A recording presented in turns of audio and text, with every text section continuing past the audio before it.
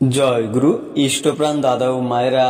আজ 23শে আগস্ট শ্রী শ্রী ঠাকুরের পুণ্য আবির্ভাব মাসের আজ ষষ্ঠ দিন। আজ এই দিবসে বিশেষ নিবেদন। ছোটবেলায় শ্রী শ্রী ঠাকুরের একবার খুব অসুখ করেছিল। তখন শ্রী শ্রী ঠাকুরের রোগ মুক্তির জন্যে শ্রী শ্রী ঠাকুরের দিদিমা কৃষ্ণ সুন্দরী দেবী অদ্ভুত একটা মানত করেছিলেন। সেই মানতটি ছিল, রোগ মুক্তি হলে শ্রী শ্রী ঠাকুরের ওজনের সমান বাতাসা দিয়ে হরিলুট দেবেন। ঠাকুরের বিয়ের সময় কৃষ্ণ সুন্দরী দেবী সেই মানত রক্ষা করেছিলেন।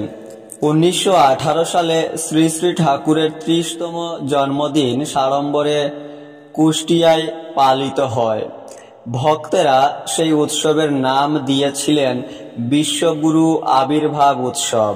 শ্রী শ্রী ঠাকুরের বয়স যখন 18 ছিল, তখন শ্রী শ্রী ঠাকুরের সাথে জগজ্জননী শ্রী শ্রী বড়মার সুরসীবালা দেবীর শুভ বিবাহ সম্পন্ন হয়।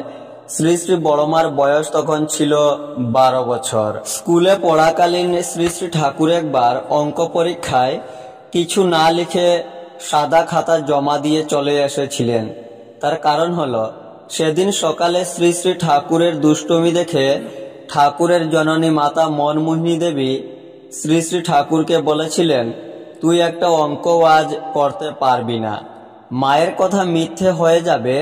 এজন্যে সেদিন শ্রী শ্রী ঠাকুর একটা অঙ্কও না করে সাদা খাতা জমা দিয়ে বাড়ি চলে এসেছিলেন।